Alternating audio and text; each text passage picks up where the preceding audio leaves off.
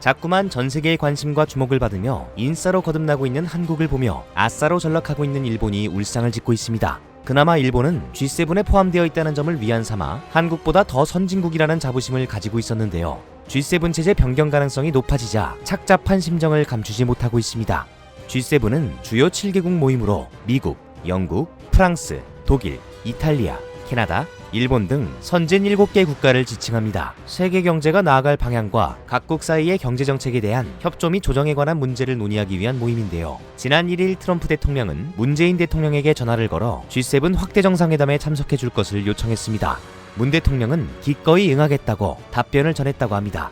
트럼프 대통령은 참석 요청을 하면서 G7이 낡은 체제라고 말하며 현재의 국제 정세를 반영하지 못한다고 설명한 것으로 밝혀졌습니다.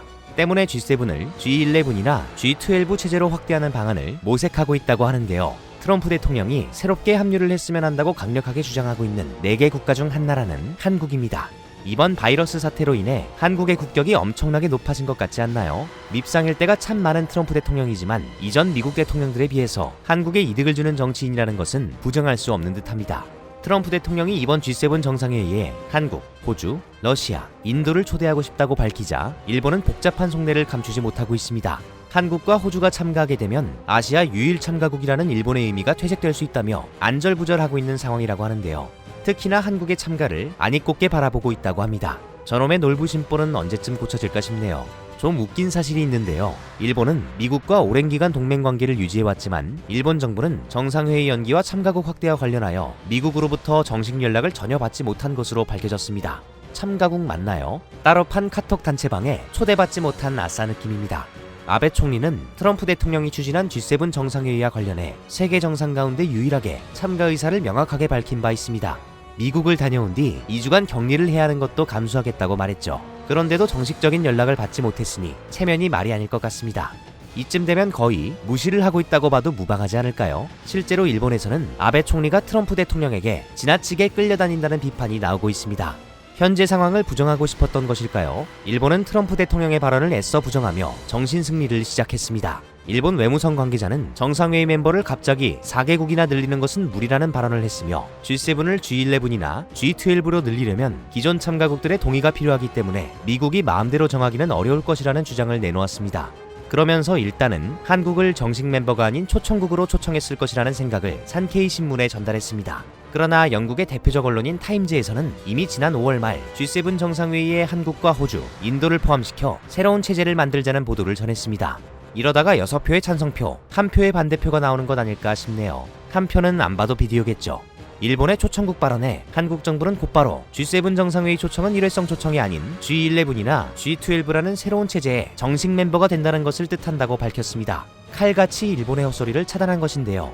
그도 그럴 것이 트럼프 대통령은 4개국 중에서 한국에 가장 먼저 전화를 했다고 합니다. 또한 트럼프 대통령은 문재인 대통령에게 통화를 대외적으로 언급하고 긍정적인 발표문을 내주면 좋겠다고 말했고 문 대통령도 이에 대해 국민도 기뻐할 것이라고 답변을 한 것으로 전해지고 있습니다. 한국의 발표로 사실상 G11, G12 확대를 공식화한 것이나 다름이 없다는 분석이 쏟아지고 있는 상황이죠. 또한 트럼프 대통령은 브라질도 포함을 시켜 G12 체계를 만드는 것까지 문 대통령에게 의견을 물어봤다고 하는데요. 문재인 대통령은 이에 대해 인구, 경제 규모, 지역 대표성 등을 감안하여 포함시키는 것이 적절하다는 의견을 전달했다고 합니다. 트럼프 대통령은 이에 대해 아주 좋은 생각인 것 같다며 그런 방향으로 노력을 해보겠다고 말했습니다. 아직도 트럼프 대통령의 전화를 받지 못하고 있는 아베 총리의 불안함이 왠지 모르게 통쾌합니다. 오히려 기존 참가국이 한국 같다는 착각마저 들게 하는 것 같네요. 자국을 걱정해도 시간이 모자랄 일본 언론들은 아니나 다를까 한국에 대해 걱정을 하고 있었습니다.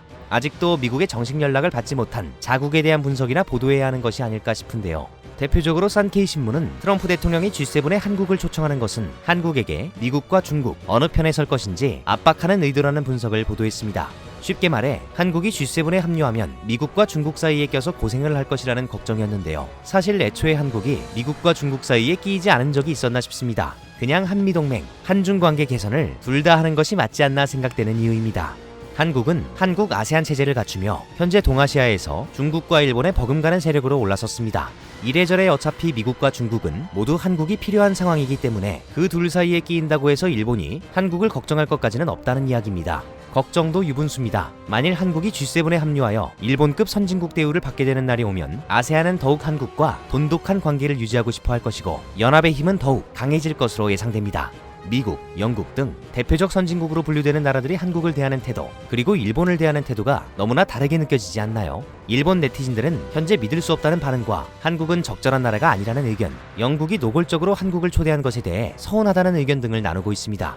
시대에 따라 전 세계가 점차 변화하고 있는데 언제까지 과거에 머물러 있을 것인지 참 답답하네요. 오늘 전해드릴 소식은 여기까지입니다. 마지막까지 봐주셔서 정말 감사드립니다. 지금까지 로버튜브였습니다.